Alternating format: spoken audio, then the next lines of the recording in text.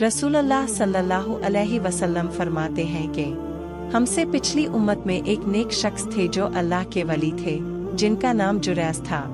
उन्होंने एक गिरजा तामीर किया था और उसमें वो अल्लाह की इबादत किया करते थे, नमाज अदा करते थे।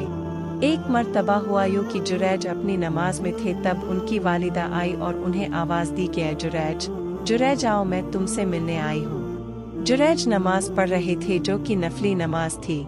उन्होंने सोचा कि नमाज मुकम्मल करके ही वालिदा से जाकर मिल लेता हूँ, लेकिन नमाज खत्म होने तक वालिदा नाराज होकर चली गई। फिर दूसरी मर्तबा यही हुआ। इस बार भी वालिदा ने आवाज़ दी, ए जुरैज, मैं मिलना चाहती हूँ तुमसे।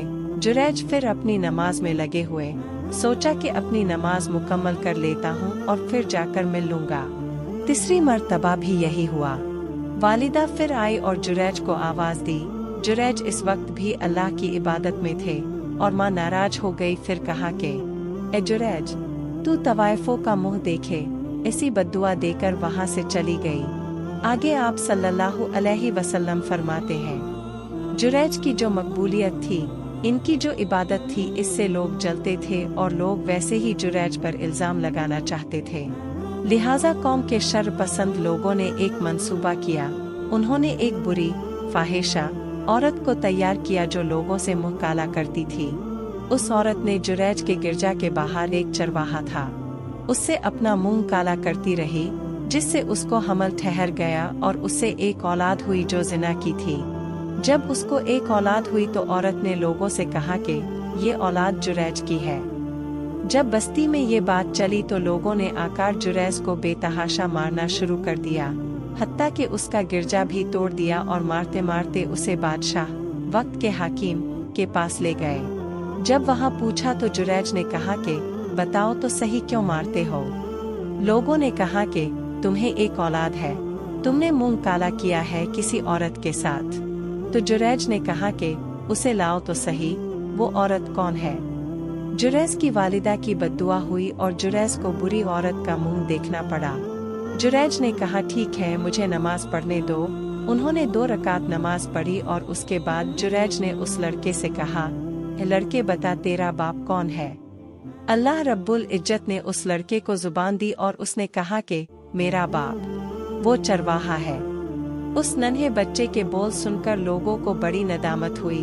उस चरवाहे को सजा दी गई और लोगों ने कहा कि जुरैज, चाहो तो तुम्हारा गिरजा हम वापस बना देते हैं, वो भी सोने का। जुरैज ने कहा कि नहीं, सोने का नहीं, मुझे जैसा था वैसा ही बना कर दे दो। इस वाक़ये में सबसे पहला सबक ये मिलता है कि एक वली के हक में भी माँ अगर बद्दुआ कर दे तो अल्लाह कबूल कर लेता है, इसलिए क्योंकि अल्लाह के पास इनका बहुत ऊंचा मुकाम है। ये दुआ दे तो कबूल, बद्दुआ दे तो कबूल, चाहे आपकी शख्सियत कुछ भी रहे। सुभान अल्लाह। दूसरा सबक ये पता चलता है, एक मामूली सी लर्जिश जो जुरैज से हुई, उसका इतना अजीम नुकसान उन्हें हुआ कि अल्लाह रब्बुल इज़्ज़त ने इतनी बड़ी आजमाइश में डाल दिया जुरैज को। ये उनकी बिल्कुल भी मामूली सी गलती थी। अल्लाह रहम करे, ऐसी गलती तो आज हम में से कौन नहीं करता। हमारे वालिदैन 1000 मर्तबा आवाज़ देते हैं, लेकिन फिर भी हम उन्हें नज़रअंदाज करते रहते हैं। अल्लाह माफ़ करे हमें। इस वाक़ये से तीसरा और अहम सबक जो हमें मिलता है वो ये है, नफील इबादत पर वालिदैन की खिदमत को तरजीह देना चाहिए। इंशाअल्लाहुल अज़ीज़ अल्लाह ताला हमें अपने वालिदैन का फरमाबरदार बनाए, हमें कहने सुनने से ज़्यादा अमल की तौफीक अता फरमाए। आमीन, अल्लाहुम्मा आमीन।